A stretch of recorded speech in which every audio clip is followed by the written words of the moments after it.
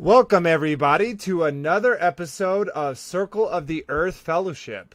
Thank you for all being with us tonight. See quite a bit of faces there in the chat. Welcome, everybody. We got Ark Earns, we got Just Incredible, Marsha, Robert, Kyle, Wendy. Thank you all for being here. We got a fun episode for you tonight. We are going to be talking about mythical creatures. So that kind of sounds... Oh, what's my computer doing? Sorry, everyone. Whoa. Yeah, my stuff's lagging out. I don't know if y'all are getting lag out from me or what.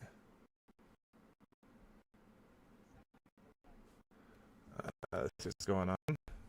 Sorry, everyone. Try to fix this.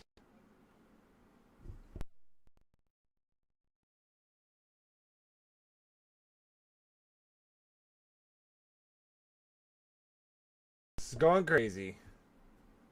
I think it's coming back. Why? Why am I getting such problems right now? Okay, there it goes. Oh my gosh. Let's see if we can get it out of this.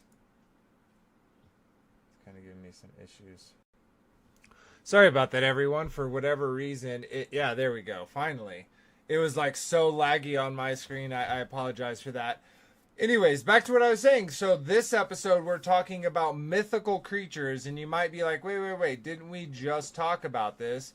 Well, kind of. We talked about mythological creatures, and I kind of set the premise that was creatures we were talking about pre-flood. So things that were around and being created during pre-flood. And we dabbled a little bit into post-flood of kind of like tales of different peoples and you know, thousands-year-old tales of tribes and different peoples and their what they saw as, you know, or what they had as in their culture of these creatures. And so we're bringing it a little closer to home in this episode. We'll be talking about things like Bigfoot and Loch Ness and skinwalkers and wendigos, creatures that people are claiming to see now, not in the past, not in the future, but things that people are experiencing or at least talking about now. And they're definitely, you know, there's a lot of stories out there about these creatures and similar ones to them. So it really makes you think, what are these creatures? What are they and where are they coming from? And so, of course, we'll get into that and a lot more. But before we do that, let's go ahead and say hello to everybody on the panel, and then we'll get into it. And since Frankie B has his camera on, we can see his handsome, sweet face. We'll go ahead and let him say hello first. Welcome, Frankie B.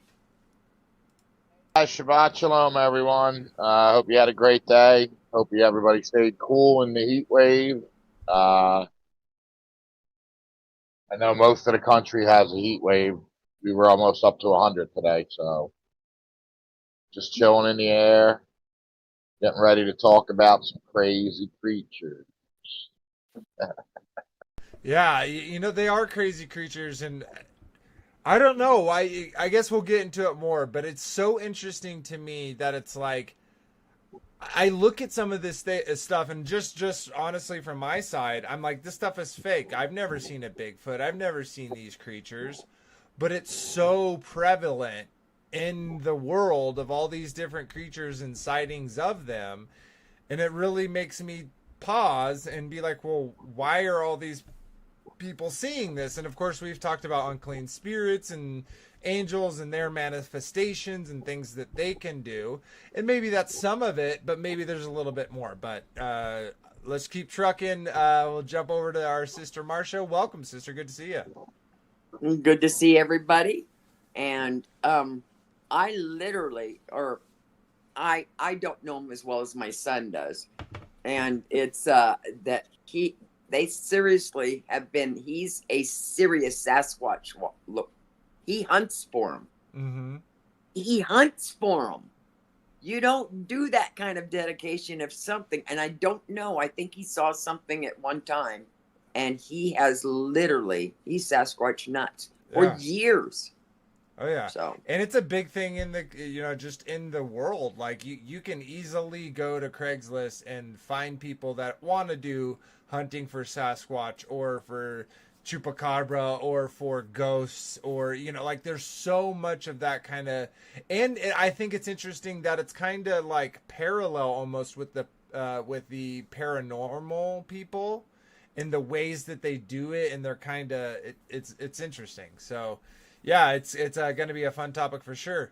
Let's jump over to Robert. How are you doing, brother? Shabbat shalom. Oh, I'm doing just fine. Thank you. How's everybody out there? Frankie, 100, 95 here, but hey, but you know what? I don't know, nice breeze. The chemtrails kept a nice little haze over there, so the sun wasn't beating down on me. I appreciate that. Um, so yeah. Yeah, we can't blame the grabblers just for the bad weather. We got to think of for the good weather too. Thank you. Awesome. Well, welcome, brother. Sweet. Let's jump over to Kyle. Good to see you, man. I hope you're doing well. Shabbat shalom. Shalom Shabbat, brother. It's good to be here. It's good to talk about the continuation of what we were discussing before. It's just the modern day version of what we're dealing with, which seems just as wild and crazy as the days of Noah. Oh yeah. Looking forward to talking. Yeah, it certainly is, right? Because a lot of these creatures, some of the powers and the things that they're doing are supernatural, otherworldly, right? And we are kind of talking about before with the giants, and then we move to mythical creatures. Like, wait, are we talking about some type of vassal for these unclean spirits? And then, popped up today, we have all of these tales of all of these different things running around. So, yeah, it all ties in together as we've been showing. So, sweet. Okay, let's do a little housekeeping real quick, and we will get into the show. So let me pull this up. yeah, someone says you've got a sun sim. I don't know whether they said it about you, Frankie, but you got a sun simulator up behind your head. Be his little halo. Take that halo off. I'm just a little angel. That's all. He's a little angel. Okay, so let's pull this up. Sweet. Okay, like I always like to do, first and foremost, shout out to Chris and Liz Bailey over on Take on the World. They allow us to come onto their platform, share our pieces of our, the pieces of the puzzle that we've received with their family, and so we always want to show gratitude to them. They have tons and tons of videos, great, a whole bunch of different creators. Check it out. They even have their virtual conferences, which are amazing if you haven't seen them. So definitely go show them some love if you haven't already. And if you don't know, we have our channel, Circle of the Earth Fellowship. Now, something I also want to kind of add here before we go on is we're also on Lighthouse. So if you go to Lighthouse and search Circle of the Earth Fellowship, you can find the channel and support us there. Real quick, I'll be back to that. So we are also live streaming there, so go definitely check out Lighthouse if you haven't. But like we always like to do, we read the comments from the last video. There isn't very many comments, so this won't take long. But thank you as always, Moonglow, for coming in and giving a thank you. That really does help the channel. Something simple like that takes 5 seconds of your time. It does help. And kind of a little self-service here. Comments, shares, likes, and subscribing really helps the channel grow, which means we find more like-minded people that want to share their pieces of the puzzle and who are humble enough to look at other pieces of look at the pieces of the puzzle from others' perspectives and still walk in that brotherly and sisterly love. So thank you for all the support there. More so, thank you for the support on Lighthouse. Tracy Jones, Marsha, as well as Kyle, all are supporting the channel with $5 a month. That's really awesome. It helps me kind of supplement some of the bills that I pay for doing this live stream, so I really do appreciate it. If you're interested in do that, again, check out Lighthouse, create a profile, and come over to Better, because it really is better. Now, It is in beta, so please, show some grace when it comes to some things. Definitely as a creator and as a user, but it is getting better each and every day. I've seen, like, just in the live stream chat, I saw a huge improvement over 1 week to the next, where you could actually see. You didn't have to refresh it. So just be patient, guys. It's getting better every day. If you're interested in joining this panel or other panels, other CEF panels, check out Discord. We also do an after show after the episodes. If you want to have a little bit more uncensored conversation, go check that out. The link is in the description. And then lastly, if you're interested, another way to support the channel is if you want some merch. You get something out of it, as well as you support the channel. And like you see, Marsha, it's good merch. It's nice and comfortable. We got Robert's hat there. Yes, it is. So it's high quality, guys. It's not cheapo stuff. And so you get something nice, and you get to support the channel. All right, last few things. I'll just go through them really quick. Bible Gateway, Bible Hub, amazing resources. They got the lexicon cons, the concordances, all the different versions. Definitely check those out. Don't just be stuck in your mind that you got to read just one version, and you don't look into the strong concordances and break down the words. All of that is super important in our walk. So check it out. And then lastly, we got sacredtext.com. They have the Apocrypha there, which are books that were taken out by a lot of grabblers. So now, I don't back everything, but I do definitely back the Book of Enoch, the Book of Jubilees, as well as the Testament of 12 Patriarchs, which we read in our Peace Seekers series, where it's just a quick reading of each chapter of each testament. We're now back into the book, or we're going through the Book of Enoch. And so if you're interested in that, check that out Sundays. Okay, sweet. That is all the housekeeping I need to do. Let's get rid of that. And kind of read this. And we will get into the discussion. Okay, sweet. So, from Bigfoot, Sasquatch, and Yeti to the Loch Ness Monster, the Lagarfljót Worm, and the Ogopogo, stories and people can be found who claim these creatures and similar ones from all of the different nations of the world do indeed exist, and interactions and sightings often occur. In recent times, an influx of people interested in acquiring proof of the existence of such creatures has brought this topic back in the forefront of popular culture, backed by modern technology. Why has there been a resurgence of this topic within culture? And if they do exist, what do you think they are? Join us as we discuss the topic of mythical creatures and the implications for our and future generations' lives from the perspective of believers seeking the puzzle pieces of truth. So I kind of laid the groundwork there, and something I kind of want to specifically point about what I wrote there for the description is how we have these similar things across the world, right? So we have Sasquatch, but there's also Bigfoot, right? But there's also Yeti. These are all very similar creatures, often referred to as the same thing, but these are being seen in different parts of the world.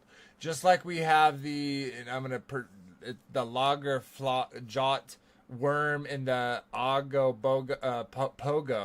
These are all like serpent-like sea creatures that live within different areas of the world. And so now, of course, it gets a little bit more specific when it comes to each location and the look. But so I'm going to pose a question to y'all. What do y'all think these are? And even if we spoil it, we can kind of backward engineer kind of our thoughts. But what are y'all's, like, I'm going to go through each of y'all. What's y'all's, like, general thoughts about when you heard about Bigfoot and Loch Ness Monster, and kind of how you thought about those things when you kind of learned of them, and what you kind of think they are if you do believe in them now. So let's jump over to you, Marshall. What's your thoughts? Actually, when I heard about Bigfoot, I thought, wow, I saw the hoaxy one, Mm-hmm. But then that was years ago, and I thought, wow, really? and then I heard it was, debunked, and then I went on I started. That wasn't even my waking up time. When I started to wake up, I heard more about MK Ultra and all these government things, and where they actually produced some of it, like a Bigfoot. And so I really started believing in it. And then when my son, says, "Oh yeah, so and so, who he that's what he's done for 20 years. He hunts Sasquatch," and I thought, eh. So I did believe, didn't believe, believed again, and now, as I know about the days of Noah and all like that, I probably really do believe this. Yeah, and so really believe it. I think you hit a whole bunch of topics right there, because there's like this kind of belief unbelief thing with this specific topic. And it's interesting to me because we got that like first, Sasquatch in the woods, and the look back, right? And to me, as like when I first viewed that, I was like, this is obviously fake. This looks like nothing that's real. There's nothing could possibly be like this. And I still even have a tinge of this, because in that description I said, well, with modern technology, right? And so what I kind of mean by that is, like, we're talking about drones with heat, heat sensing, right? They don't need to just put one drone out. They can get in a position and put dozens of drones out all into an area very quickly. And you could really systematically search these things out. Now, what am I saying? Because so you're saying you don't believe in them? Well, it's like, why is there so much push? Like, why is there so many, testimonies of people seeing these, and otherworldly creatures, one, and two, it's really interesting because I'm going to make this parallel again. Is a lot of the times when people are like out there looking for Sasquatch or Bigfoot, right? If you've watched any of those videos, interesting enough, they get like creepy, like, oh, something's watching us. Something's like, something's like observing us. But isn't like that exact same thing happens when they go search for ghosts? So for the longest time, I was really like, are these things physical? Are these like Nephilim, or are these straight up spiritual? And we'll get into that more, but let's jump over to Robert. What are your kind of thoughts about it, brother? Yes, Robert. What are your thoughts? Huh. So, as far as Loch Ness and other sea creatures, I've always thought there's some basis of reality to them. They have fished out of the oceans prehistoric, long since non-existent creatures out of the oceans that survive deep in there. That are plenty of areas for them to hide. Mm-hmm. Yeah. And so you get something that's, like Loch Ness or that snake. Yeah. Certainly it's got plenty of places to hide, and it didn't get big by hanging around and being caught. So, so as far as that, the sea creatures, I think there's definitely could be some of those. The Bigfoot and Sasquatch. I don't know. I don't know. But I sometimes think of them as being some type of demonic thing coming in and out of our dimension, or Yeah, that could be too. But it's something.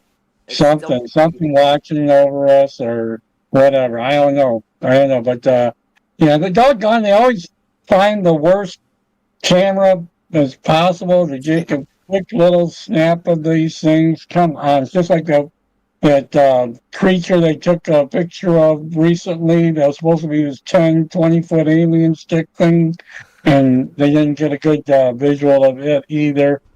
So here's what's kind of weird, right? When there is photography or like images, whatever it is, of creatures, we're like, oh, that looks fake, right? Like, oh, we don't believe that. But then when it's just like a quick glimpse of it, we're like, oh, yeah, how convenient. You barely got a photo of it, you know? And with like the technology these days, like, of course, there is kind of a reason to be suspicious of these videos because we've seen fakes, right? But then it's like, are they doing that to kind of weasel their way in to be like, oh, this is just fake, this is just made up?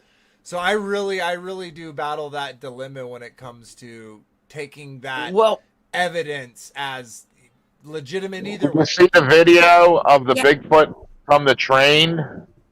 Mm-mm. Yeah, he was in the woods, and the people were filming him.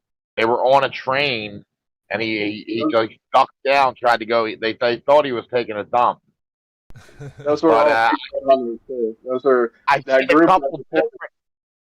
I've What? seen a couple different videos from the train. Like several people had videoed it, and it was like walking across, and they're riding on a train going through Yeah, and the the woods. train's going to come by at Colorado. 7:15, so jump in out of the Yeah, out of the somewhere in woods. Colorado, something like that. Yep. Yeah, and to me, Supposedly a that lot. was by a group of Bigfoot hunters. Yeah, of course they would say that though if it really wasn't.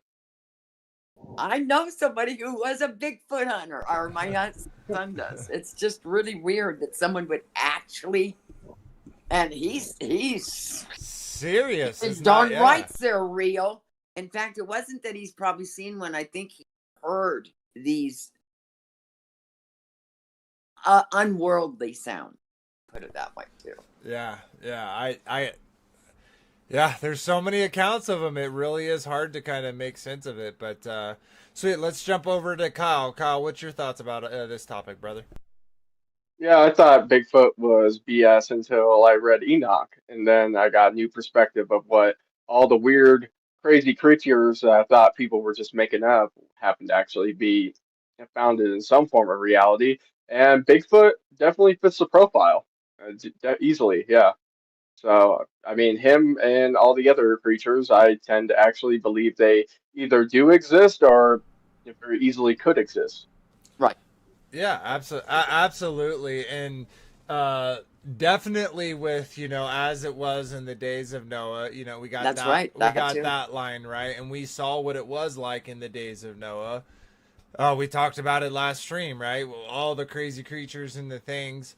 And so, yeah, and that's where, you know, that's what I was kind of saying. I have this dilemma where it's like, well, I know these creatures, these types of creatures, these supernatural creatures, they lived before the flood and seemingly after the flood. And we have all these accounts of them now.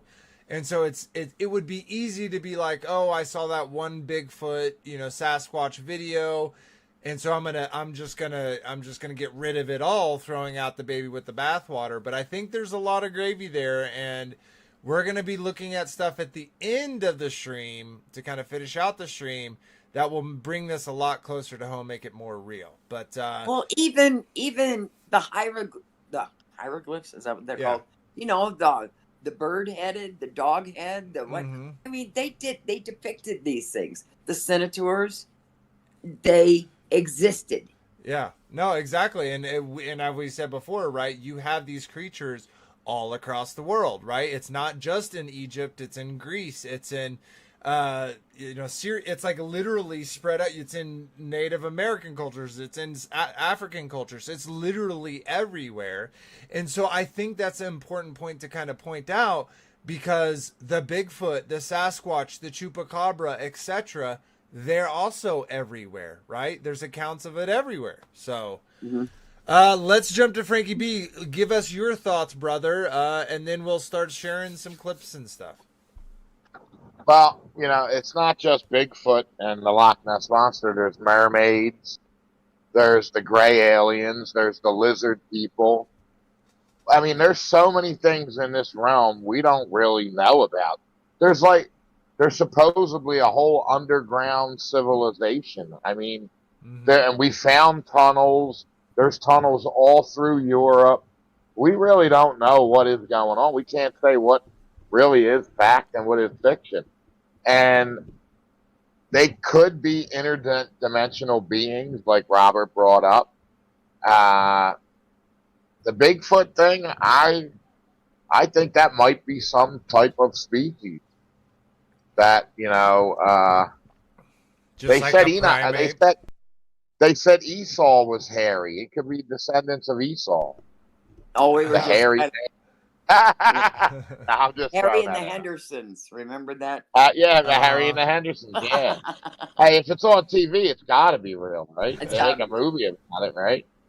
Uh-huh. No, but there's a whole. I mean, and we talked about the mermaids. They could have lived through the flood. Some of the underwater creatures could have definitely lived through the flood. Oh, The bro, prehistoric ones. and we You were know what I kind of mean? yeah, and no, we were talking right a few chapters ago about the giant trees, right? And we were Right. showing like the root systems. Okay, let's say they're not even giant trees. The cave systems of this world, guys, are so big and so vast. They are like we think Yeah. our oceans are unexplored. Like our very land underneath our feet is barely explored. And then we have Antarctica, the land beyond that, and then we have the North Pole, which no one goes to. Yeah. We don't know. We really don't know what is going. And they're hiding so many things from us. We really don't know. Yeah, and Yeah. another point to bring up real quick is something that Robert brought up was that we've like they said, oh, this fish it lived millions of years ago, and then they find it, right? They've done that a whole bunch of time. They're like just recently I saw something about an eagle that they thought was extinct for 500 years. All of a sudden they found more of those eagles. And so even that part, yeah, looking at it from a more of a natural side, maybe these aren't, just demonic, unclean spirits or, hybrids or whatever. Maybe some of these are also regular, creatures that existed, but they're very smart. They're very elusive. I think that's not without the realm of possibility.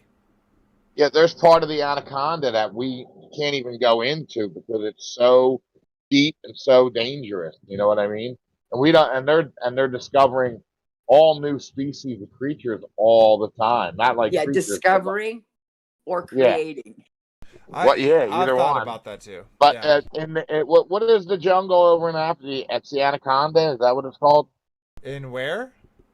Well, I think it's in Africa. The one. Are you talking about deep, the Amazon? Yeah, the Amazon. There's That's so in many. South America. It's so deep we can't even go all the way in it. And there's been dinosaur sightings there, or I wouldn't say dinosaurs, but like some type of reptile creatures that are huge. You know what I mean? There's actually a myth that pterodactyls are still around. Yeah, blue herring. That's what looks. Have you ever seen a blue herring? I tell you. And these giant bats they're finding all the time. They keep finding these extra large bats. I mean, like huge size of people. And so that's kind of the thing, right? So are these real creatures? Are these genetic hybrids? Are these, interdimensional beings? Yeah. Yeah, there's so many different kind of aspects you could totally look at this from. So yeah, super interesting topic. Let's start getting into some of the things we are going to share. We're going to start off with this. We're not going to watch the whole thing, but I think it's kind of, I'm not really into the whole Judeo part of it. You know what I mean? But you mean chew the meat, spit out the bones type stuff? Exactly. But let's check this out. So the question, the narrative, mythical creatures of the Bible and Judeo-Christian traditions.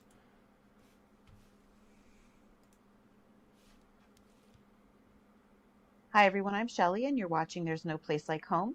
I'm back with another question the narrative video today, and today's topic is mythical creatures of the Bible and Judeo-Christian tradition. I did a video on the Nari Pond, something that I speculated to be either dryads or nymphs a couple of weeks ago, and someone in the comments asked me if I had any references to verses in the Bible that are referring to these mythical hybrids or these mythical creatures. And someone in the comments actually left a fantastic reference for some of these creatures. So I thought that I would go over some of these with you today and a few others that I also found either in the Bible or, like I said, in Judeo-Christian tradition, because sometimes there are things that you will find in these extra biblical texts or sometimes in Christian iconography that you will not specifically see in the Bible, but that I still thought was relevant to the video. So this comment says, Satyr is mentioned in Isaiah 34, verse 14, KJV. Other interesting examples are dragons, and there are 2 Isaiah verses there. The cockatrice, which is also in Isaiah in 2 different places. Men with lion-like features, or some people call them lion heads, in 2 Samuel 23:20 and 1 Chronicles. And he says, truth is stranger than fiction. So since he started with satyr, let's go there first. And I have done a video on satyrs before, so I'm not going to delve really deeply into any of these specific creatures. We'll just touch on them. And if anyone has, any really deep interest in any of these videos, just leave a comment and maybe I will make a future video where I'm focusing maybe on just 1 or 2 of these specific beings. So I checked out Isaiah 34:14, and one thing that you will notice is that many of the modern versions of the Bible will take out the names of these mythical creatures and they will replace them with more mundane animals. And I also want to point out that when I say mythical, I'm not necessarily saying fictional. I'm using mythical because that's what the secular world uses for these creatures, but I do believe that there is a very high possibility that even if they don't exist now anymore, that many of these creatures did at once exist, especially those that are specifically mentioned in the Bible. I think that's a good point to kind of talk about real quick, because we called it mythological creatures. Now we're saying mythical creatures. And that myth kind of already implies that... Yeah, I love Shelly. She's great. She's got a great channel. She does a lot of truther stuff. She does a lot of investigation. Anyone in the chat or our panel, look up her channel. She's really good. Yeah, absolutely. And so, but real quick, and we kind of see that right within as she's describing, where when people are doing these versions, they will often change those words into something more along the the world views of these things. And so I think it's a really good point that... Sorry about that.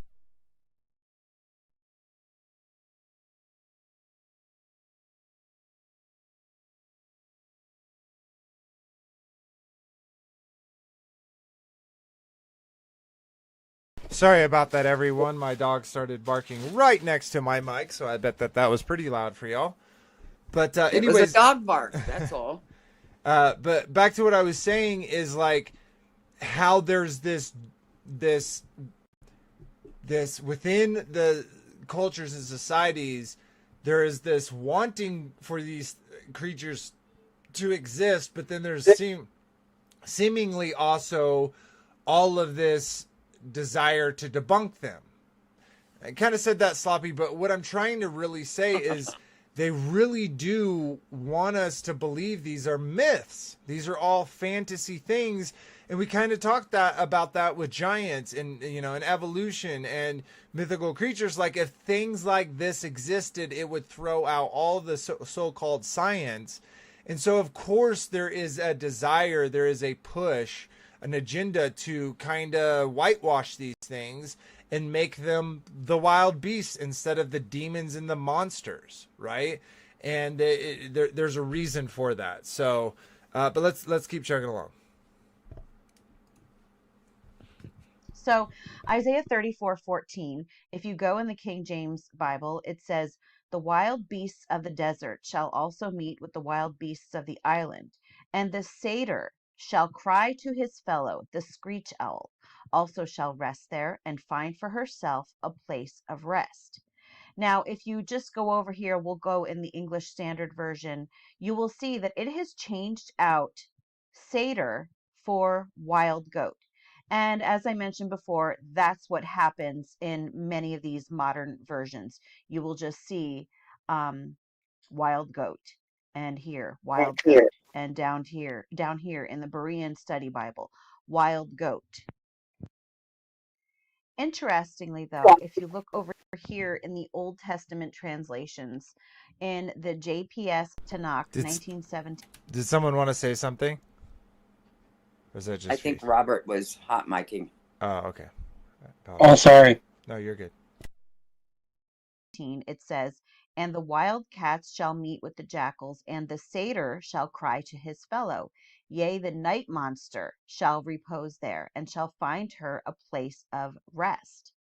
And the Brenton Septuagint translation says, "And devils shall meet with satyrs, and they shall cry one to the other. There shall satyrs rest, having found for themselves a place of rest." And just checking out over here, we see just some more examples. Now, we still see wild goat. Here we have shaggy goat, wild goat. But down here in the English Revised Version, it again says satyr here. And also down here, actually, in the Webster's Bible translation, it says satyr. In the Geneva Bible of 1587, it also says satyr. So, what is a satyr? Well, one thing. I want to stop real quick because I want to see this CHNICHEOL. I kind of want to look that up. Can I get that? It's kind of hard to see. Where can I type that? Okay, never mind. I'll just keep going. Thing I will tell you is that a satyr is not just a goat. And I'm not going to read this entire thing about satyrs because they are some pretty nasty, lewd creatures. And I really don't even want to show many photos of them because of the nature of them. And you might be able to see that right in the picture here on Wikipedia. But satyrs are typically half man, and at first they were described as being half horse, but then eventually they started being described as half goat. So it's usually either half man, half horse, or half man, half goat. And over time, the half man, half goat creatures are the ones that are more well known. And they are also synonymous with fauns of Roman mythology. This is a less lewd version of a satyr that I could find, but it gives you an idea of what a satyr is, although I'm sure that most of you do know what they are. I will tell you that they were not known as these comical, funny creatures like what you see in the Percy Jackson series. They were pretty brutal and pretty gross, to be quite honest. And another place that you will actually find a reference to what can also be translated to he-goat is also in the Old Testament. In First Chronicles chapter 1 verses 38 to 42, it tells us about the sons of Ser. And Ser is a place or a person that you hear referred to quite a bit in the Old Testament. There are many passages that do speak about Ser. Now, Ser can also be translated as he-goat. So here on Blue Letter Bible, if you look up the pronunciation, I'm saying it wrong, I guess, is actually Seir. And what it tells us that this means is it can mean hairy or shaggy. And that might make sense if you're thinking of the shaggy goat reference in Isaiah that I just read in some of the other translations. It's a patriarch of the Horites, the inhabitants of Edom, before the descendants of Esau, the Edomites, which is also interesting because Esau was also known to be quite hairy, quite shaggy. And if we continue down here farther, it tells us that Seir also means goat. So yes, there is some correlation between the name Seir and he-goats or goatmen, or could they possibly be the same thing as satyrs? Now here we have the word Serim, I don't know if I'm saying that right, but that's how I'm going to say it. And it says here, Serim are demons. Seir was the ordinary. Real quick to point out right here, Seir is the singular, so this is the Serim, so multiple, and Seir, what she just read, is the singular, and it straight up says are demons. So let's keep going. Hebrew word for he-goat, and it is not always clear what the word's original meaning might have been. But in early Jewish thought, represented by Targumim and possibly Third Baruch, along with translations of the Hebrew Bible such as the Peshitta and the Vulgate, the Serim were understood as demons. They are considered to be the lowest of all created beings. Serim are frequently compared with the Shadim of Hebrew tradition, along with satyrs of Greek mythology. Okay, so yes, there is a definite satyr connection. The fauns of Roman mythology, and jinn of Arab culture. Thus, Isaiah 13:21 predicts, "But wild animals will lie down there, and its houses will be full of howling creatures. Their ostriches will live, and their goat demons, or sayer, will dance." And that is the one that was translated as satyrs or as wild goats in the other translations that I showed you. Here it also says, similarly, Isaiah 34:14 declares, "Wild cats shall meet with hyenas, goat demons shall call to each other, thereto Lilith shall repose and find a place to rest." And that actually is something else to even look into, because I believe they're referred to as screech owls in many of the translations, but some of them, yes, actually use Lilith, which is from Hebrew mythology. In the Latin Vulgate translation of the Old Testament, Sayer is translated as Pilosis. Okay, I think this is good enough. Great video. Go definitely check out. Again, this is There's No Place Like Home. But I wanted to show that up front because we're a biblical channel, right? We're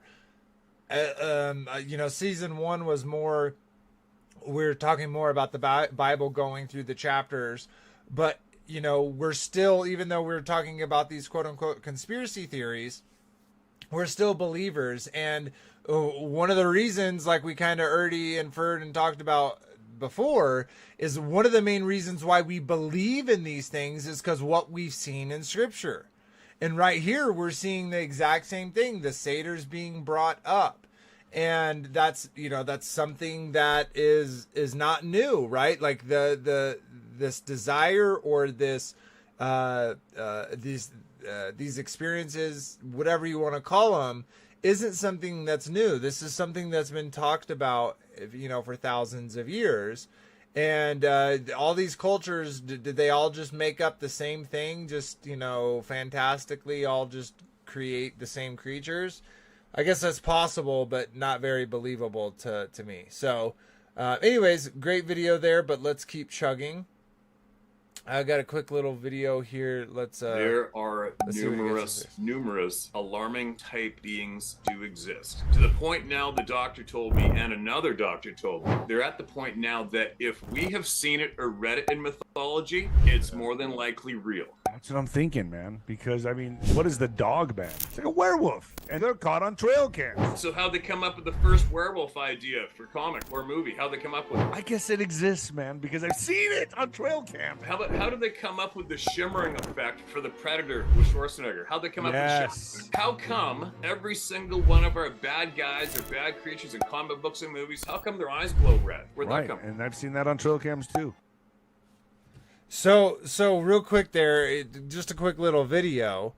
And, so for them, they're like, oh, if we've seen it in mythology, it's real.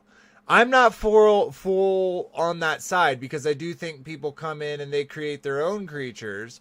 But where you see this kind of compounding or this similarities, like we were talking about with Bigfoot and with the Loch Ness Monster, the sea creatures, or these creatures that roam the places where people aren't, I definitely think that's true. And the point that he's bringing up about, comic books and stories and stuff, why are all these people talking about Why have we talked about vampires and werewolves and dragons throughout the human experience? This isn't, again, something new. This is something that's been talked about and on within the popular culture for thousands of years. And so that to me is a good hint that, you know, there is some truth of what's going on here. And so I'm going to play this one first. I got to find it. Okay, this one. We're going to watch this one for a minute, and then we're going to move on. So this is Timothy Alberino. A lot of gravy here, but you know, always eat the meat, leave the bone. Let's keep chugging. This is Timothy Alberino. I'm an author, researcher, and explorer. I have been researching in various fields for about 20 years. I have an interest in cryptids. I have an interest in megaliths, ancient civilizations, lost ancient civilizations, alternative history, ufology, Bigfoot, and Bible prophecy, and other interests as well. But those are probably the topics that I'm most known for. Giants, certainly. And as I said, I've been on this path for about 20 years, and it all began for me when I moved to Peru. When I was 18 years old, I dropped out of high school, and I moved to the Peruvian Amazon, the Amazon basin, where I spent some time living in various jungle cities. Some of the time living with some indigenous communities, civilized indigenous communities, and with various acquaintances in the Amazon. And I really developed a thirst for adventure and exploration during that period of time. And that's kind of where the journey began for me. So I moved back to the United States. I currently reside in Bozeman, Montana, and I've been published a book called Birthright some years ago, and I've been on this, as I said, I've been on this track for a while now. So I have a wide range of research interests and have gone on various expeditions. I went and discovered with my colleague Anselm P. Robla, we discovered a lost city in the Andes Mountains some years ago. And I've done research into the Procus culture, and just I've been very busy for especially over the last decade. I've made some films. I was working for a while with author Steve Quayle, and we started a company called Gen 6 Productions, and we created we produced a few films in the True Legends series. Those films, primarily, the content of those films is primarily related to giants. And I've been working on my own TV series for a while. I'm going to skip up. That features some of the narrative that comes from First Enoch, especially the Ethiopic Enoch, but also the Greek fragments of Enoch. You have this narrative of the Watchers who descended and copulated with human women and progenerated a race of giants in the earth, and those giants were the Nephilim. That's the origin of the giants in the biblical narrative. Hey, Vader, and can you pause it? And yeah, what's up, brother? You know, he said that he found a whole civilization or a whole ruin in the jungle. There's so many uncharted islands out there because the airspace we're not allowed to go over. We don't even know what else could be found out there. You know what I mean? Well, and it's not, and we were kind of talking about this before, it's not just in the oceans, and you kind of talked about this before too. It's underground. We've seen, even within, ruined cities and stuff, like we've seen or even within the Navajo and other Native American cultures, we've seen like, and we talked about this in with the underground worlds, dude. There are so many caves. There are so many places that that people have been, but there's even more places where people haven't been. And so for there to be, we're not allowed. Well, in something real quick that I want to add, if you look into a lot of like fantasy style entertainment, there's often these places, these cities where people go, where all these different creatures and, you know, beings all come together. And we were kind of seeing that within what's her name, showing it in the Bible, right, where they found a place of rest, right? Because of course these monsters would be attacked, they would be slaughtered, they would be killed because of what they are, and so of course they would try to hide and seek refuge with one another. And I think it's interesting that it points out in that scripture that they were crying, right? They were crying to one another, almost like they were being attacked. They had, quote unquote, loved ones killed, and they were running away. What are your thoughts? Right. You know, remember that movie in the 70s or the 80s, Dr. Livingstone's Island, where he had all them creatures that he had created? I mean, there actually could be something like that going on in islands that are uncharted, that we don't know about, that are hidden from mainstream traffic. You know what I mean? Yeah, and even, okay, let's say an island also underground. I know I kind of already said that. Underground, I know. Yeah, underground, definitely. Even better, on an island underground. You know what I mean? Right, yeah. Yeah, like we don't, I mean, there's so much stuff that's hidden from us. Dude, there's so we much really land. Yeah, there's so much land, and they're crying that we're overpopulating the realm. There's no way. There's land that is, we can't even go on, because it's, you know, it's reserves, it's sanctioned. I mean, there's places we're not even allowed, and there's lands we don't even know about, because we don't really have the ability to chart this realm. You know what I mean? The average person.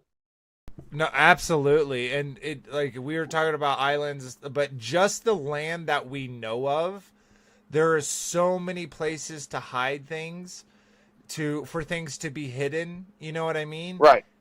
Absolutely. Africa is such a big continent that there's so much land there. Hey, I have things in my own backyard. Mm-hmm. Yeah, exactly. Really. That's what I'm saying. It's not. Yeah. Yeah. Yeah. Yeah, it's not far-fetched, you know? All right. I just wanted to say that. Thank you. No, totally. Mythical or legendary creatures. Cryptids. Monsters. Unexplained beings. Whatever you want to call them. Every inhabited region of the earth, it seems, claims to be home to one, and most have bone-chilling tales associated with them.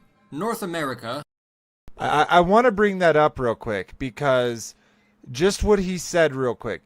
Isn't it weird how just, and I know I'm bringing this up again, but with the parallel of paranormal activity, normal activity and cryptids, monsters, etc., they always seem like they have this darkness to them, this evilness to them, where you're talking about, you know, blood and you know, copulation of horrible ways, you know, like you have all of this insanity surrounding these two things. And I feel like there's something more there. I feel like we'll explore that as we keep going. Look how much land is there. I mean, there's South America. There's so much land down there that's undiscovered. Then there's Canada. Then there's above Canada. And then there's Africa. And then there's Siberia and all of the Russian continent over. You know what I mean? There's so much really uncharted land that we don't know about. I mean, they might have charted it. And when they charted it, bro, they flew a plane over there. You're not gonna see the cave entrances and the all the different things. What, Marcia? Yeah. Well, yeah, but now they've got the also to where they've been looking at tunnels and caves actually through imaging from up above, and they sound wave or whatever down below, whatever they do to chart what kind of tunnels they're. Well, no, and not only that, right? We obviously showed how they have these huge machines that can make these huge tunnels, right? Oh yeah. Like we already talked about that. You know that they're running into stuff. They're coming. Yeah. They're we just broke into a cave. Let's go into that cave. Oh, what are all these insane creatures? Like that to me isn't very far fetched. Yeah. And with all the reportings of the people that have gone down into those sections and they've seen these otherworldly creatures, what I mean? Wasn't it some military people that saw a red-headed giant with 2 sets of teeth and all that kind of stuff, right? Over in Afghanistan, yeah. So somewhere. All right, let's keep checking. Is certainly no exception. In fact, some of the cryptids from this continent have achieved international fame and interest. Hello and welcome to Fire of Learning. I'm Justin. In this video, we will be going over many of the most famous mythical creatures of North America, reviewing the associated folklore and considering if, perhaps, some of the witnesses of these creatures may in fact be telling the truth. Thank you for joining us as we add another video to our campfire playlist. Now then, let's get to it. The pine lands of southern New Jersey stretch for over 7 counties, encompassing 1 million acres, a huge portion of the state's overall territory. It is believed by many residents that a dark, malicious creature inhabits this forest, often simply called the Leeds Devil or the Jersey Devil. The creature is often described as nothing short of a genuine monstrosity, said to have the head of either a goat or a horse hooves, large wings like those of a bat, and a forked tail. It is also said to have a body structure, that of a biped, which resembles a kangaroo, and emits a high-pitched screech which terrifies all who have the displeasure of encountering the beast. The origin tale of the Jersey Devil is quite murky, and in fact various contradicting tales exist. Most tales, however, attribute its origins to 1735 and the family of Jane Leeds. It was in that year, or the prior one, that Mother Leeds discovered that she was pregnant. Mother Leeds already had 12 children, however, and, not wishing for another one, cursed the child, saying that it would be the devil himself. Months later, on a dark and stormy night... What, Marcia? If she cursed him, she probably really did curse him. Curses and blessings are real. Yeah, and it says, with the same mouth you bless a brother, you curse one. Yep. Where the wind howled and the trees violently shook, a baby boy was born. A perfectly normal baby boy. However, gradually, the seemingly normal child began to change, acquiring hideous features and a violent disposition along with them. Eventually, the boy was beyond recognition. As the child began to grow wings, the family knew not what to do. At last, when its wings were fully formed, it assaulted its family and escaped through the chimney, flying into the Pine Barrens where, after a purported failed attempt to exorcise the forest, it is said it remains to this day. By the late 1700s, the legend of a devil in the area was already popular. Reports would continue through the 1800s into the modern day. In 1820, Joseph Bonaparte, older brother of the former Emperor Napoleon, claimed to have seen it while hunting in the area. For the next century, the mysterious deaths of livestock were blamed on the creature. By the 1900s, Jersey Devil encounters were blowing up in the news, even in the year 1909, leading to schools closing and hunters roaming the forest looking for it. By 1960, people had had enough, and a reward was placed on the beast, dead or alive, by numerous parties, reaching up to $10,000. Okay, real quick for that. Haven't like there is so much lore. You could call it fiction if you want to, but there's so much lore of this type of thing, of bounty hunters or monster slayers. There's stories of Van Helsing, of forget his name, but this idea of these monster slayers has existed. And think about it. Now, were these people just completely fooled? Were they completely... Now, I'm not saying the story of how this creature came to existence therefore has to be true in order for this being to exist. I'm just pointing out why they offered $10,000 for to kill this thing. Like, people were serious about it. Remember the movie The Jersey Devil? Came out in, I think, the 90s? I do not. No. Or the early 2000s, you don't remember that? But yeah, this thing looks like some type of... Something was made in a laboratory, doesn't it? Chimera. That backstory is definitely BS.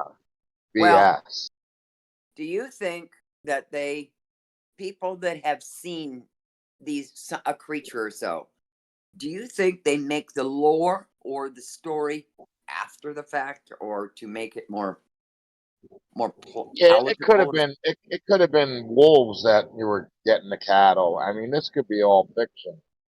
No, yeah, I won't say it could totally, utterly be all fiction, but at the same time... And then the myth just grew.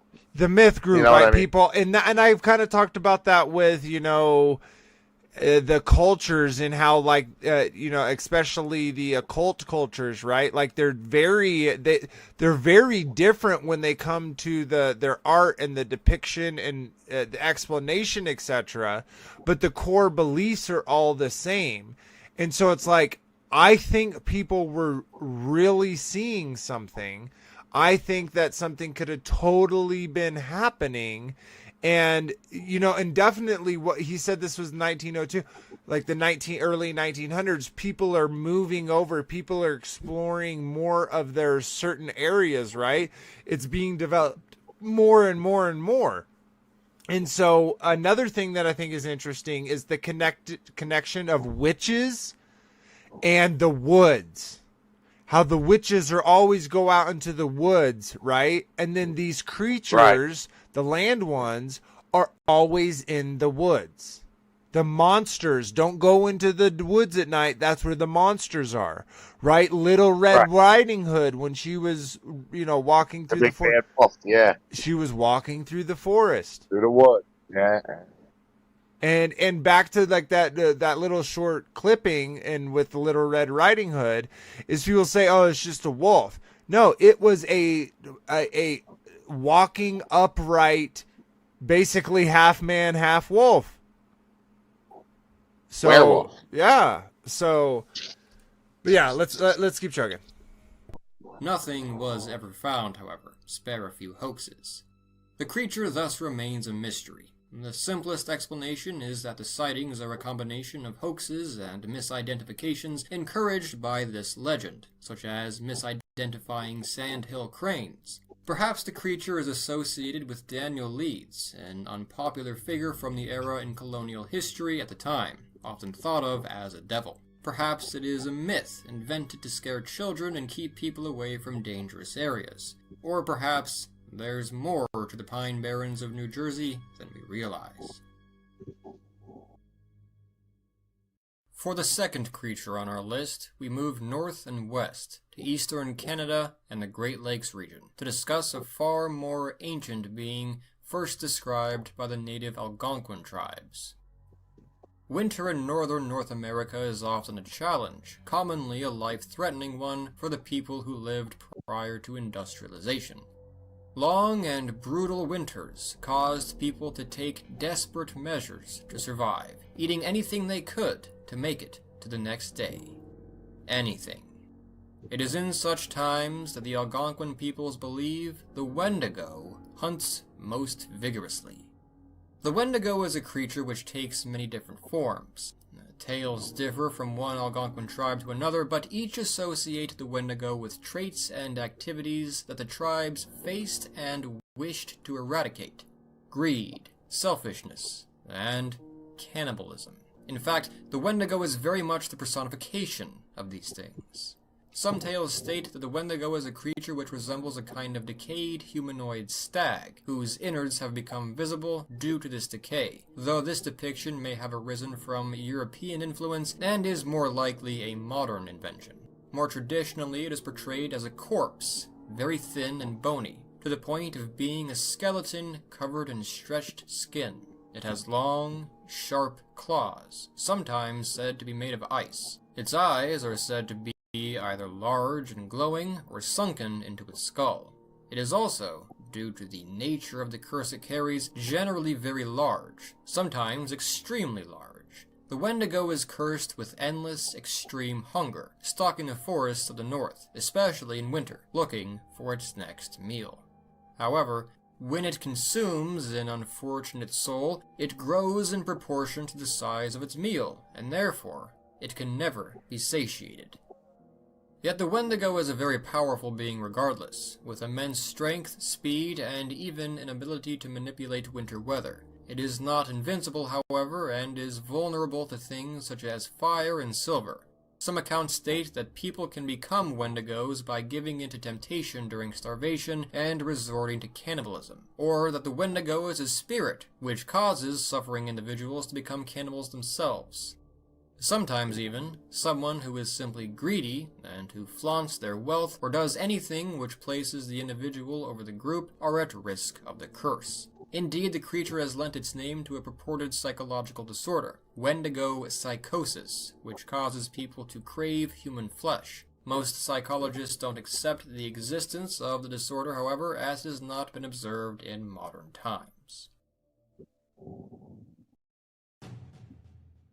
Clendenin, West Virginia, November 12, 1966. 5 men digging a grave in a cemetery claim to see a strange, winged, man-like creature fly above them and then just above the tree line. It is an incident they cannot explain, and it is not the last. 3 days later, near Point Pleasant, West Virginia, a small town on the border of Ohio, 2 young couples are driving at night near the McClintock Wildlife Management Area when they observe something which stands out rather remarkably. At first, it is merely a pair of glowing red eyes, but as they progress along the road, they see something utterly terrifying. They claim to have seen the body to which the threatening eyes belonged, a hideous, man-sized, if not taller, winged creature. They attempt to drive away from it, but the creature, whatever it is, takes flight, taking off quite suddenly like a helicopter, and pursues them. Even as the driver reaches speeds of 100 miles per hour, the creature remains right on their tail, squeaking, they claimed, like a big mouse. When the couples reach town, they find that the creature is gone. They immediately call the police and give them their account. The first report of the Mothman. Incidentally, the same night, Newell Partridge, a contractor who lived 90 miles from Point Pleasant, reported seeing something eerily similar. On that night, he was watching television, when suddenly, the television began cutting out, and he heard a screeching noise coming from outside. He and his German Shepherd went out to investigate. When he spotted a figure, he shined his flashlight on it, revealing 2 glowing red eyes, which he said reflected the light like a bicycle reflector. Whatever it was, his dog, unfortunately, ran after it and was never seen again. This night was the first of many over the next year in which West Virginians and Southeast Ohioans would report seeing what had been termed the Mothman. The reports were all very similar: a winged creature with the body structure and size of a man and ominous, glowing red eyes. As the story spread, a crowd of people arrived in the area to see what they could find, many with hunting weapons, determined to catch any unnatural creature inhabiting the area. A feeling of paranoia and fear for some, and excitement and adventure for others, gripped this small West Virginian town. One person even claimed to have found an egg, though it turned out to be a shot put, one of a number of hoaxes revealed during the excitement. Amid all this excitement, however, others favored a simpler, more natural explanation, and considered not giant mothmen, but rather giant birds, one the height of a man with red marks around its eyes, the sandhill crane. It would be easy to mistake the red spots around the eyes of a sandhill crane for the eyes themselves, ornithologists note, much like the white spots of killer whales. It is not a native inhabitant, but may have wandered outside of its normal migration route. However, the crane's eyes would not have glowed like many people who observed the Mothman said they did, and no bird watchers observed the species in the area in that time. Some critics therefore turned to another bird for explanation, the barred owl, an owl common throughout the region whose large eyes do reflect light shined into them with an ominous red glow. However, barred owls do not reach such sizes. Still, the explanation stuck as a viable hypothesis given the fact that people are unreliable at estimating size in such encounters, especially when terrified. Sightings in the area continued for over a year, until December 15, 1967. On that date, tragedy struck the area. The Silver Bridge, crossing over the Ohio River, collapsed that afternoon, resulting in the deaths of over 46 people. After the incident, the sightings of the Mothman ceased in the area for years. Some believe that the Mothman had arrived to signal the impending doom, and had disappeared when the doom came.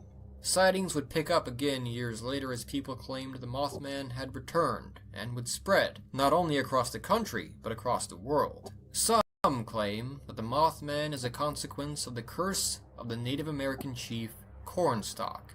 Whatever the Mothman was, and perhaps is, be it sandhill crane, barred owl, mysterious creature, or nothing at all, it has become an icon of the area, as well as a movie star, being the subject of a book that was adapted into a Hollywood film, The Mothman Prophecies.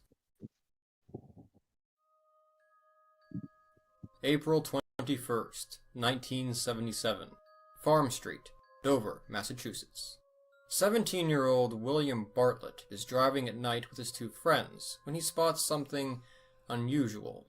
It does not appear to be a deer, nor a raccoon, nor any other animal one might see in the region on a spring night, but rather something which he describes as a creature with large glowing orange eyes and tendril-like fingers standing on a wall. He claims it was perhaps 4 feet tall, had a humanoid body structure, though a head shaped like a watermelon or an egg, and that it did not have a mouth or a nose. Bartlett returned home that night and informed his father of what he had seen. Neither were eager to attract attention to themselves, and so they did not release the story. The incident might have remained private forever, were others not to report seeing the exact same thing that very same night.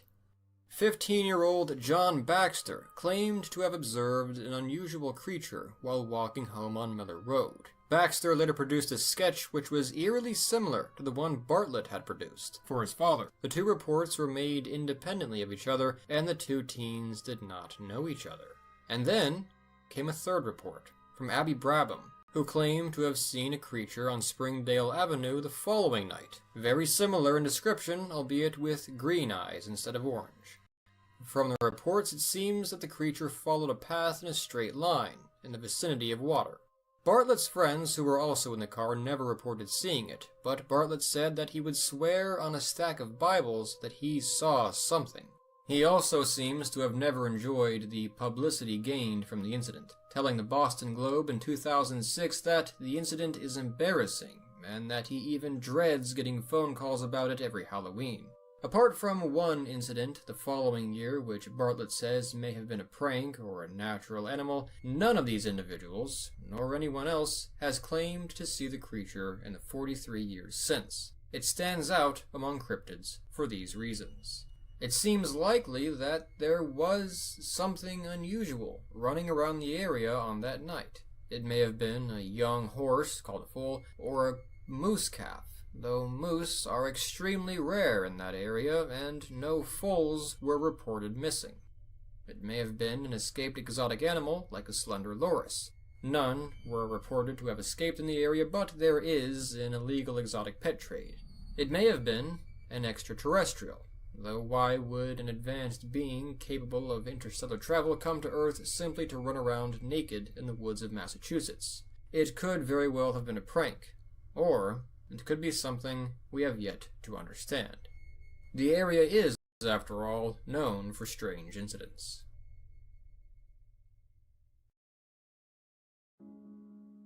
The spring of 1955.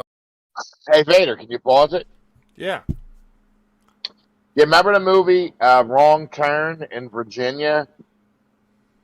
It was based in Virginia. It was a horror movie, Wrong Turn. Yeah. This couple made a wrong turn, and these cannibals and these interbreeding people living in the deep forest of Virginia were torturing them, trying to kill them.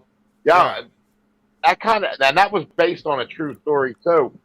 But these kind of things could be like monsters from interbreeding too. You know what I mean?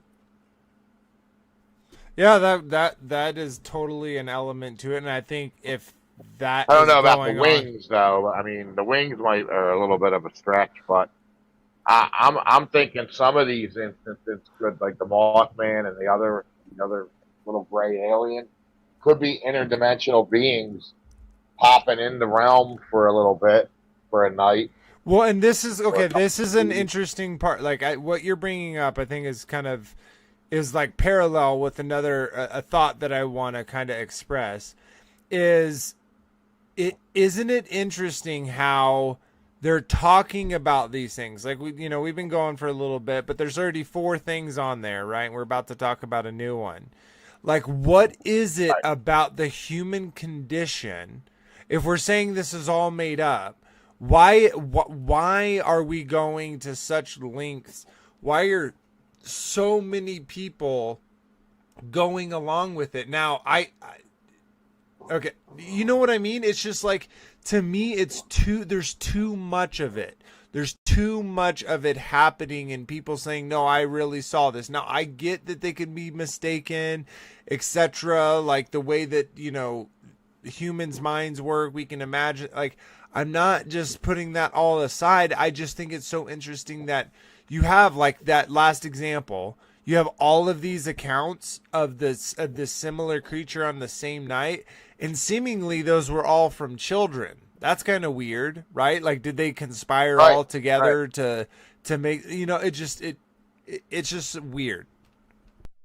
That's what I was saying. It could be some type of interdimensional being that got into the realm and then left the realm, never to be seen again. You know what I mean? Yeah. Who knows, right? And it could be some type of child predator. That's why children had seen it. And the dog got killed in the one episode. You know what I mean? With the I think it was the Mothman. But like I said, and this is really creepy. It's like I'm home alone. It's just me and the dogs. I'm kind of getting creeped out a little bit by it. Kind of wish my wife was here.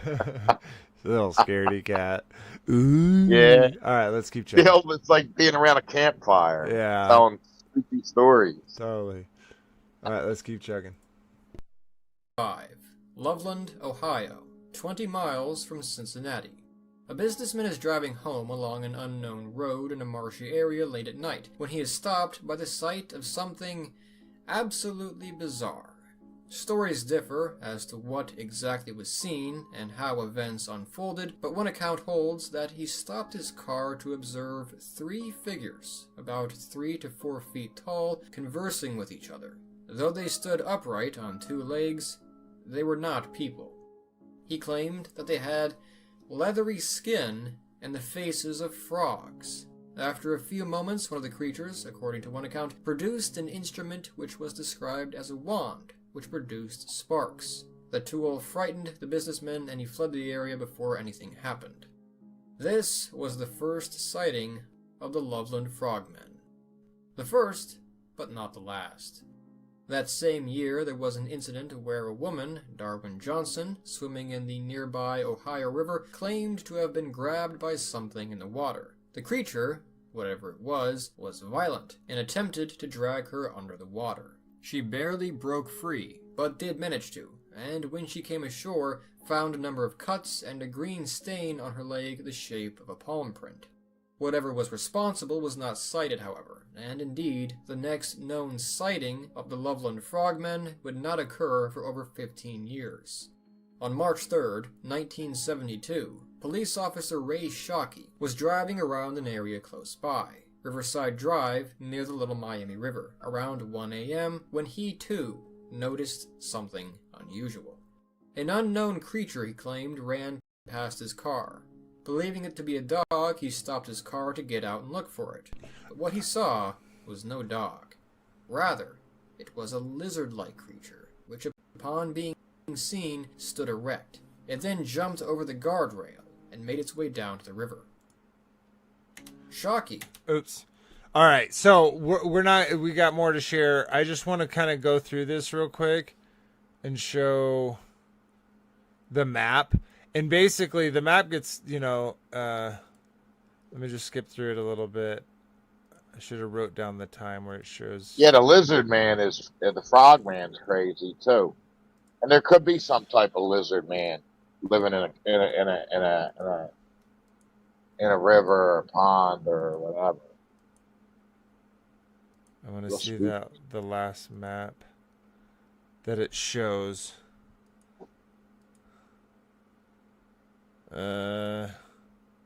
Yes, it looks like it's doing the Sasquatch. Hey, what about the abominable snowman? Isn't it called a Yeti? Yeti, abominable snowman, right? Sasquatch. It's all a very similar described creature, and the behavior is very similarly described. Let's keep going. That foot looks fake.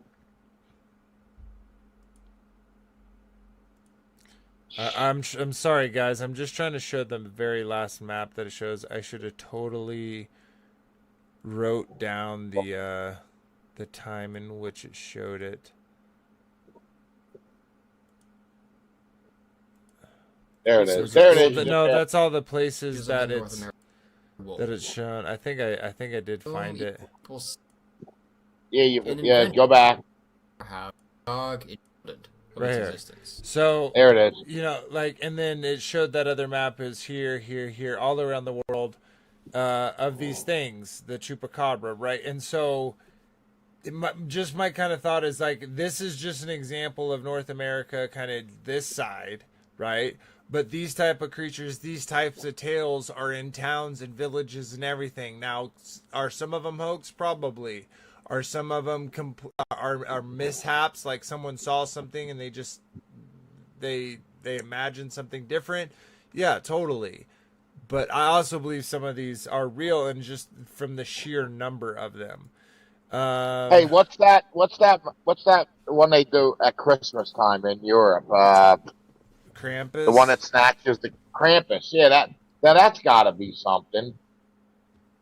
Yeah, that actually probably happened. You know what I mean? Yeah, it's very similar. Okay, I'm gonna get, because I want to show all y'all. So I'm gonna and this is just our continent.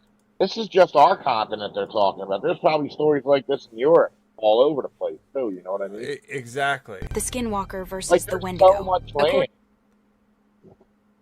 What? There's so much land. Yeah, absolutely.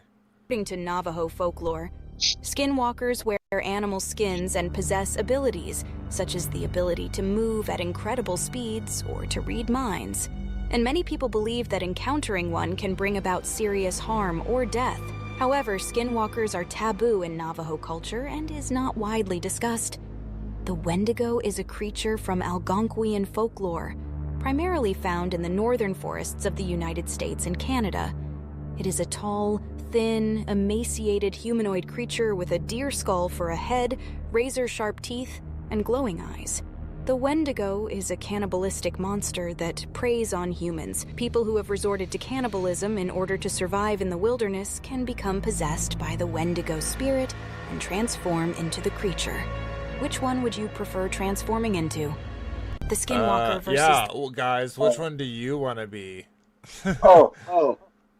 let me pick. Yeah. Okay, I think this we might go a little over because that goes right along with that. This kind of does too. Okay, let's go over here. Okay. All right. So, 10 modern encounters with mythical creatures. The Icelandic monster. This was the Viking worm or whatever. Let's see. There's just so many pixies, fairies. It's just everywhere. Let's go back up.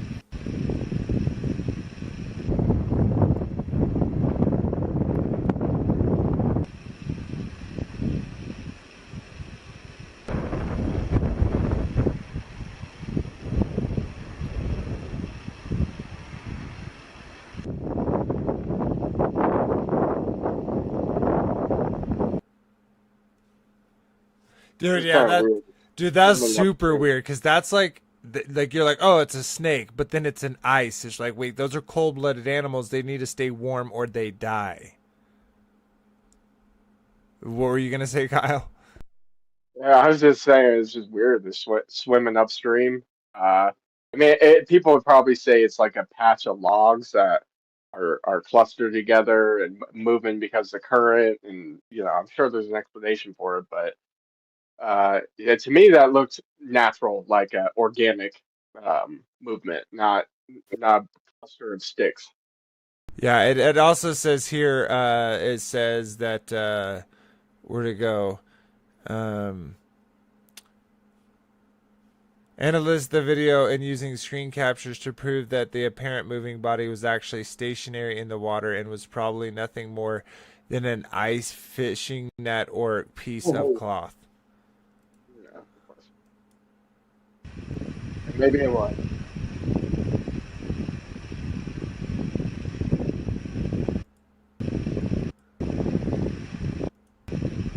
How is that? How is it just stuck if it's moving? It's not just staying in the same place. It's literally moving. Yeah, the head of it. Yeah.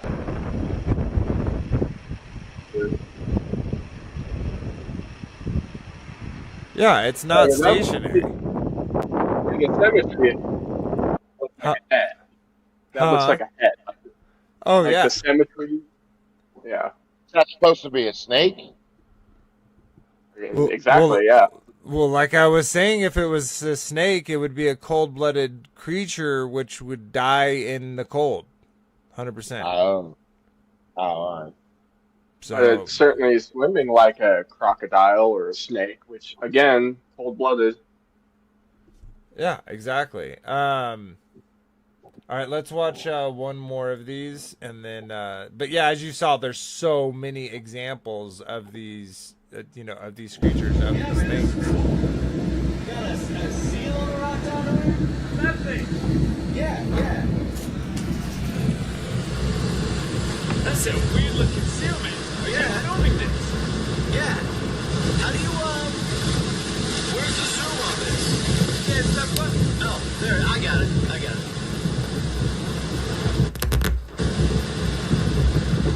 It's a seal, man.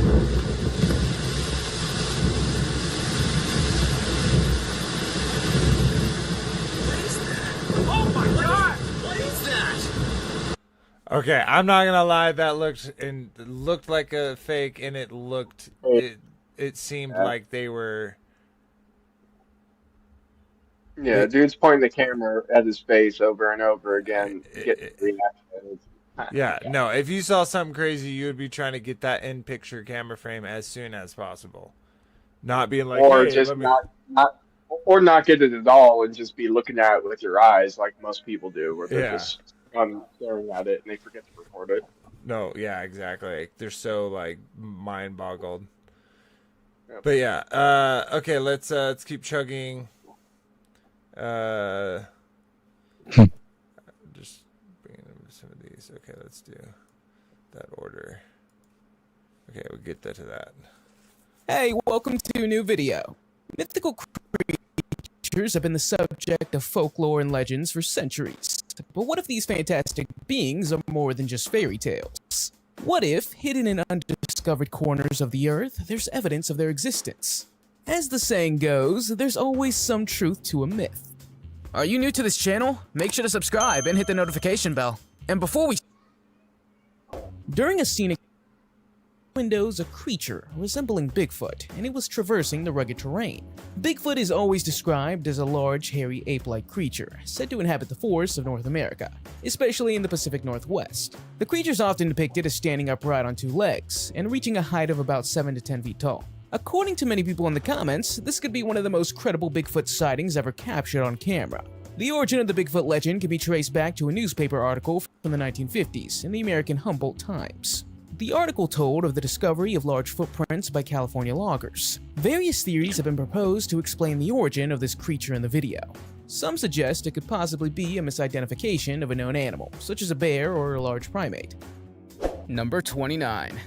The pouakai is a monstrous bird in the Maori mythology. It's often associated with the Haas eagle, an extinct species of eagle native to the South Island of New Zealand. The pouakai is described as a giant bird of prey, capable of hunting and eating even humans. It was said to possess sharp claws and beaks, able to carry away small children and livestock. They were known for their ability to dive from the sky and snatch their prey with great speed and force. The Haas eagle was a massive predator that could reach a wingspan of up to 10 feet. It's believed to have preyed on large flightless birds such as the moa, which could weigh up to 550 pounds. The extinction of the Haas eagle is thought to have occurred around 1400, likely due to the depletion of its primary food source, the moa. Number 28.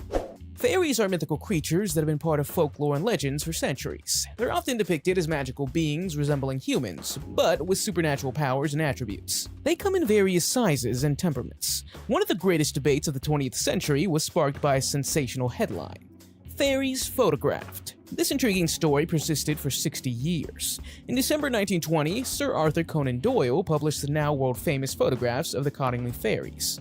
But who actually took them? It all began on a summer day in July 1917, when 9-year-old Frances told her mother that she had seen fairies and even had photographic evidence to support her claims. In his writings, Conan Doyle expressed his belief in the existence of these fairies, stating that their recognition would compel the materialistic mindset of the 20th century to acknowledge the enchantment and mystery that permeate life. Number 27. The Kwande tribe, a Bantu-speaking people, primarily reside in the northwest of present-day Zambia, though some can also be found in the Democratic Republic of Congo. As these tribe members go on their daily activities, they carry an amulet for protection. This amulet is believed to ward off rare bat-like flying creatures, locally known as Kangamato. The term Kangamato roughly translates to overturner of boats. Described as a huge lizard with leathery wings, a long tooth-like beak, and resembling a very large bat. The Kangamato is said to feed on meat. In 1958, science journalist Maurice Burton acknowledged the numerous reports of pterodactyl-like creatures in various parts of Africa. And in 1923, Frank Mellon published a book called In Witchbound Africa, inspired by his encounters with Kwande tribe members and the intriguing stories they shared. The Kwande tribe members were reluctant to lead him to the location of the Kangamato. Driven by a strong desire to see firsthand what the indigenous population had already seen, he decided to show them a photo of a pterodactyl. To his surprise, the Kwande tribe members collectively agreed on the remarkable resemblance of the creature in the photo to the Kangamato. Number 26. In 1980, the Archaeological Association of Argos or Styko made a remarkable discovery near Volos, Greece. They unearthed not one, but 3 centaur graves, located about 5 miles northeast of Volos. These centaur skeletons shed light on the ancient legends and myths surrounding these mythical creatures. Centaurs are mythical beings that have held a prominent place in Greek mythology. They are depicted as creatures with the upper body of a human and lower body of a horse. These half-human, half-horse beings were said to inhabit the mountains and forests of Thessaly in Greece. These half-human, half-horse beings were said to inhabit the mountains and forests of Thessaly in Greece. They were also often portrayed as primitive and wild, living in tribes and making their homes in caves. Additionally, they were known for hunting wild animals and arming themselves with stones and branches from trees. According to myth, centaurs, the offspring of King Aeson, mated with the cloud nymph Nephele, created by Zeus in the image of Hera. From this union, the birth of the centaurs occurred, who were then nursed by the daughters of the immortal centaur Chiron on Mount Pelion. Number 24. On the mainland of Denmark, a remarkable discovery was made at Heraldsgård, a skeleton believed to be that of a mermaid. Unearthed by a farmer while plowing his field, this find captivated the imagination of many. The mermaid was first exhibited at the Danish National Museum in Copenhagen in 2012, accompanied by a detailed description. According to this description, the mermaid was about 18 years old and adorned with long, thick hair and sharp fangs. Found alongside the skeleton was a pouch containing intriguing items, such as a shark tooth, a snake's tail, a mussel shell, and a flower. The species of the mermaid was purportedly identified as a Hydronymphus pesci, believed to have gone extinct in the late 17th century. Despite a missing left hand, the skeleton was remarkably complete. The discovery of this mermaid species in Europe is particularly rare, as it's believed to belong to the Asian lineage of mermaids. It's important to note that the mermaid skeleton is distinct from the Heraldsgård woman, a well-preserved bog body of a woman dating back to around 490 BCE, found in 1835. Number 23. In a remote area of the Scottish Highlands, archaeologists found what appears to be an ancient fossil of a unicorn. Although the spiral horn is missing or deliberately removed in some fossils, the overall condition of the specimens seems relatively intact. The exact location. I'm just saying, in this last picture, it totally just looks like a seashell. I'm just saying, like it got glued on, but I could be wrong. Like a little conch shell? Yeah, it does look like it. In some fossils, Now, there's the a overall reference condition of to the specimen. unicorns in the Bible. There's a reference to unicorns in the Bible. I'm not You know saying that, right? I'm not saying unicorns aren't real. I'm just saying that looks like a shell to me. I'm not saying this picture makes all unicorns not real, if that makes sense. All right, yeah. It does look like that. Specimen seems relatively intact. The exact location of the discovery has not been disclosed yet, as further excavations are planned in the area to gather more info. Since ancient times, the unicorn has been described as a legendary creature with a single large spiral horn protruding from its skull. Images of unicorns can be found in inscriptions from the Indus Valley civilization, and are mentioned in accounts of ancient Greek natural history. Additionally, the Bible mentions an animal called the ram, which some translations interpret as a unicorn. The myth of unicorns has a rich and varied history, spanning various cultures and epochs. Early accounts describe unicorns as fierce, swift, and impossible to capture, with a magical horn capable of curing numerous ailments. Over time, the unicorn acquired additional meanings as a symbol of purity, protection, and medieval chivalry. Number 22. A woman named Kay Borlaeus participated in the Trail 100 mile. Okay, so we've only gone through a quarter of this, guys. And, it's 30, but this is just this many more examples of these things, these sightings, these things being found. Now, am I saying they're all real? No. Am I saying some of them are probably fake? Probably. It's again, the pure amount of these sightings that is just so interesting. And here, another top 10, we probably already, talked about these. But again, they're so prevalent within the community, like within the cultures of every culture, around the world. So, all right, let's play this one, and then we're gonna kind of bring it home before the stream is over. Extinct animals scientists are close to reviving. Firstly, the woolly mammoth. It was believed to have gone extinct 25,000 years ago, but scientists discovered hundreds that just died recently. So they're planning to put its DNA inside African elephants, and they expect to bring them back in the next 5 years. Next, dodo birds were hunted to extinction 400 years ago, but a preserved head was recently discovered. By mixing that DNA with a maned pigeon, dodo birds should be coming back in 15 years. Finally, expect to see saber-toothed tigers outside soon, because scientists discovered DNA preserved in tar pits, and they plan to combine it with African lions. So this 10-inch tooth beast should be coming back in 10 years. Extinct.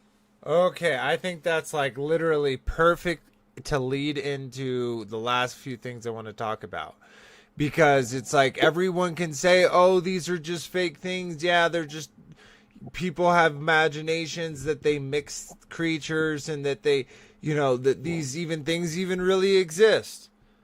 But this is a plethora of examples that we're going to go through The fact that they can genetically add things to things, it's literally insane. Let's watch this video.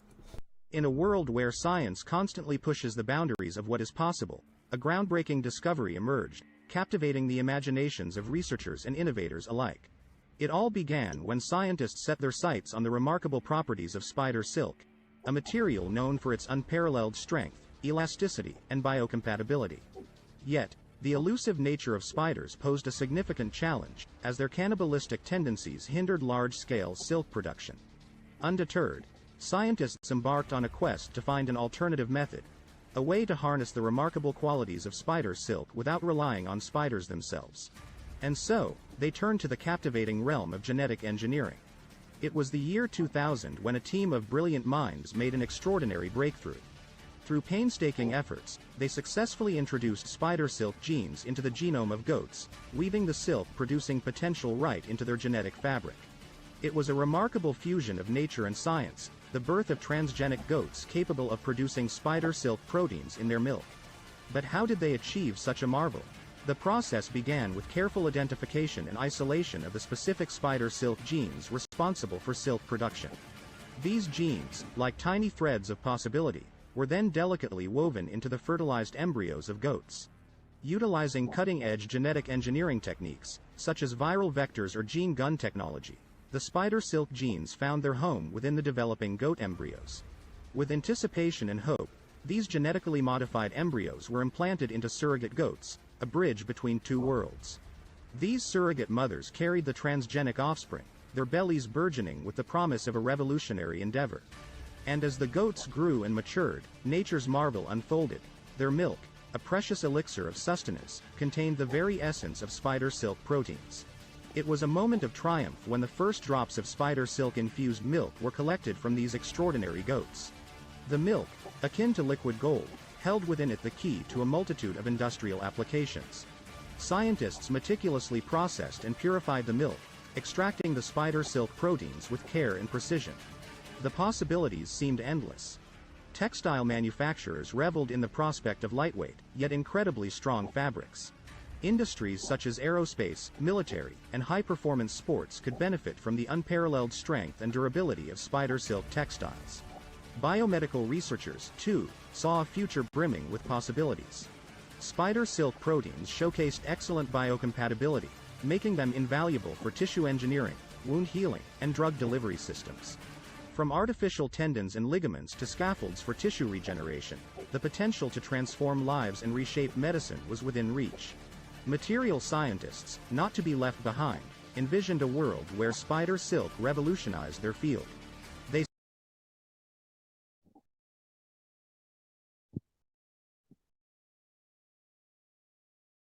I think you're muted. Oh, I totally was.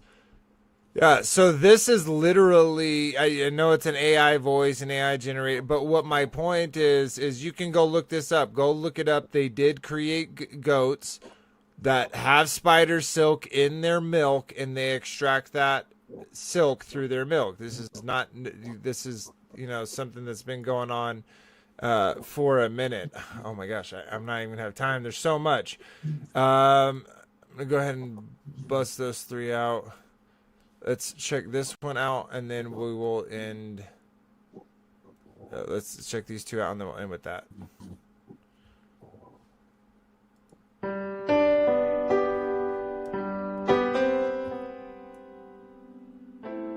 Oh.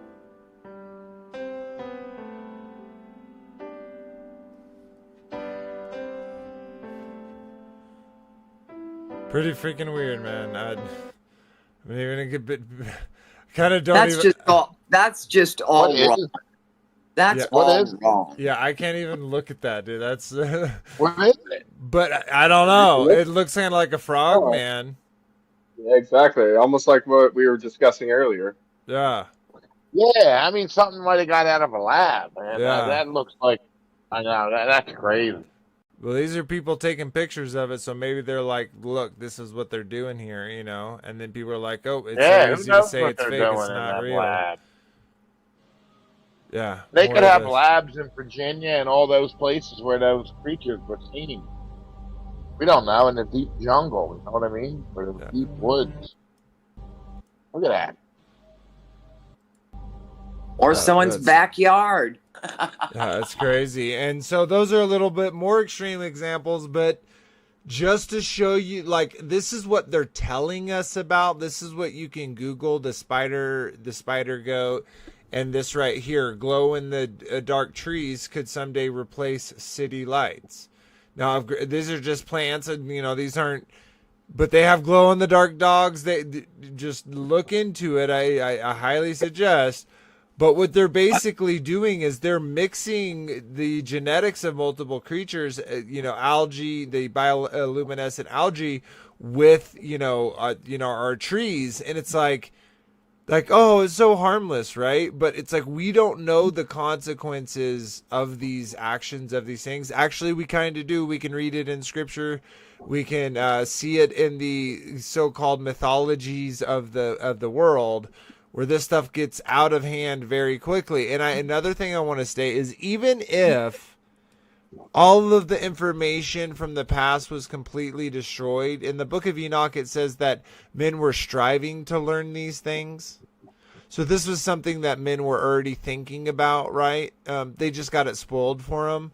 And we know what men's hearts are full of, right? So, well, it said before post-flood that everything on earth it was plants, it was beasts, it was people, it was everything. And you just going through the whole thing. Even trees now are going to be glow in the dark. Yeah. And so, like, this is again something that's real, something you can look up. We had that real quickly. We had the video of them finding the mammoths and the saber-toothed tigers, and them talking about bringing those things back to life. I'm just saying, if they're able to do some of these things, then it's not too hard to deny that they can do more things. And then backing up what we looked about when we talked about Nephilim and giants and mythological creatures, that this idea, these things have been on people's minds for a long time. This is no longer, this isn't something new. This isn't something that just came along in the recent centuries. These ideas, these creatures have been talked about for hundreds, thousands of years. So, sweet. So, wait a minute. Are you an old Earth or a young Earth? I'm a young Earth. You said hundreds of thousands of years. No, hundreds and thousands of years. Oh, okay. Yeah. Yeah, so anyways, just to say, to me it's similar, not parallel, because we can, actually work these facts out when it comes to the circle of the earth, biblical cosmology, the shape of the earth, etc. We can work those things out. But what's interesting, like the connection I'm making here, is the plethora, the preponderance of evidence that is really out there. Now, is there a preponderance of evidence per se for each of these accounts? No, but there are in a cultural way, as well as just the amount of them, right? There's so many from all around the world. Similar stories, different creatures, different stories, different creatures. It's totally a mixed bag. But yeah, I hope y'all enjoyed that. I definitely did. We are coming up to our 2 hours, so let's go ahead and we'll say our goodbyes, and we'll get out of here. Real quick before we do say our goodbyes, is there anyone interested right here on the panel tonight that's interested in doing the debate review tonight? Would you rather do it tomorrow, or would you rather schedule it for next week? Just real quickly. If you want to butt up against Sean going live in 30 minutes. Oh, okay, then no. So maybe we'll see. Maybe tomorrow. Yeah, maybe next Friday. Maybe Friday night. Okay, maybe at around tomorrow, 11. Maybe Friday. I can't do tomorrow. I might be able to do Friday. I'm not. Okay, sure. yeah, that's cool. We'll push it to Friday. I'm cool with that. All right, sweet. All right, so let's say our goodbyes and we'll get out of here. We'll have you up first, Frankie B. If you'd like to, sir, say your goodbyes. All right, Shabbat Shalom, everyone. Yeah, that was a good conversation tonight. A lot of stuff we went over. A lot of good channels we found. That's Shelly's channel. Questioning the narrative. That's a good channel. She's got a lot of good stuff. Real good food. And all the creepy horror things. Thanks, guys. I'm gonna have a hard time sleeping tonight, but I got the dogs to protect me, so I'm good. Yeah. And greater is who is in us than is who is in the world. You know what I mean? So. Yes, sir. All right. So love everybody. Have a great week and stay cool. Stay hydrated. And dig deep. Don't forget, dig deep. Absolutely. Tell them, Marsha, dig deep. All right, we'll jump over to our sister Marsha. Night, everybody. Yeah, this was nothing new to me, but I did have something about, I've heard about the goats and the spider milk, right? And how it was going to be this fantastic stuff. Have you heard anything come from that? No, but then again... Have you heard anything being made of that? No, but then again, would they openly tell us that information? Who knows? Maybe they would. Maybe they found a better way to do it and they just can't talk about it. And so maybe that was just the baby step into what they were actually trying to achieve. Who knows? But it's definitely, the fact that they're able to genetically manipulate stuff in any degree, we have to believe in, right? Because we know that they did that before. We know that they were creating creatures that were abominations, right? And so to me, if they did it then, they're doing it now. And, we didn't even get into all the accounts of the underground military bases, of the gorilla men, of the, there's so many out there. We skimmed the surface in these 2 hours of all the different creatures out there. So, yeah. But anyway, good night, everybody. And I hope you enjoyed yourselves. Absolutely. Let's jump over to Robert. What's your thoughts, brother? Goodbye. Yep. I think I gotta go back and look at that that frog baby. Yeah. That was creepy looking thing. That was. I don't know. Yeah. Oh.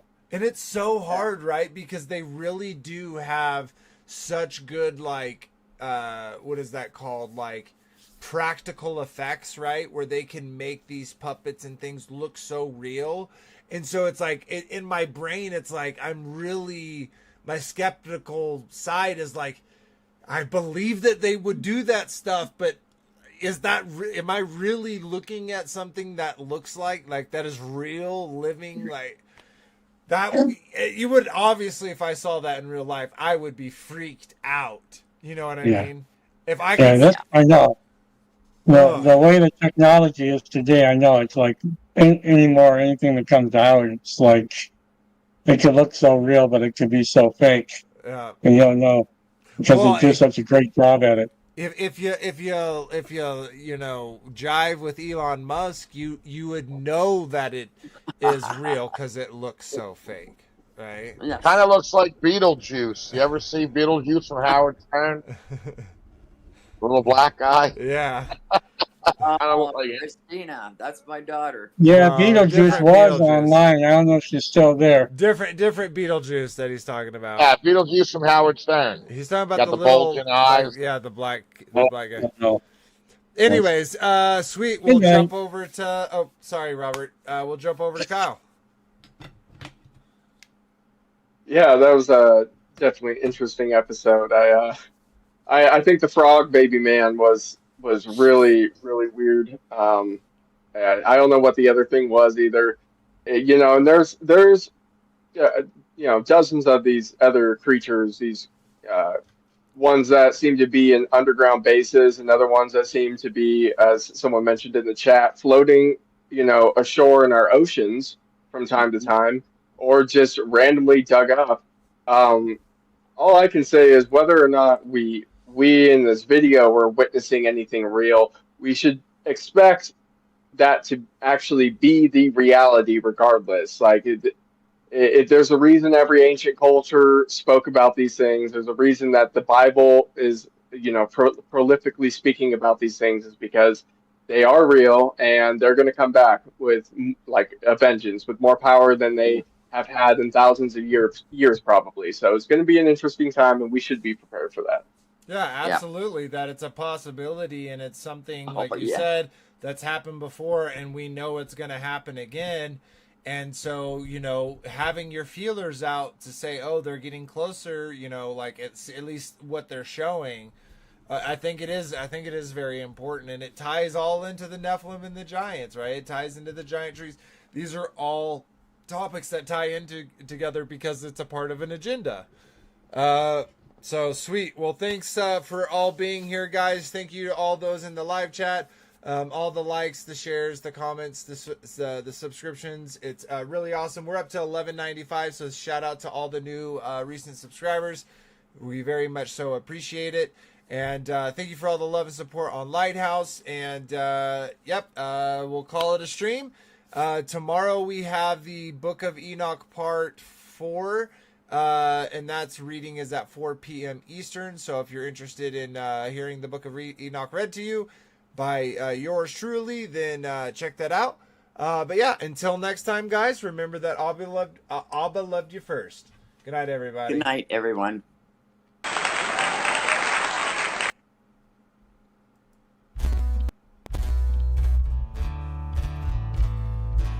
Dig Deep by Born Out of Time. Shabbat Shalom, everybody. Yeah. Conceal a mystery. You give us the honor to search a matter. You raise up a standard to beat back our enemy.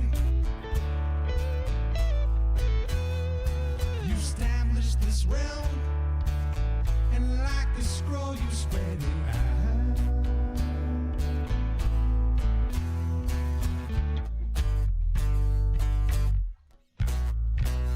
Dig deep, search it out. Dig deep, seek it out.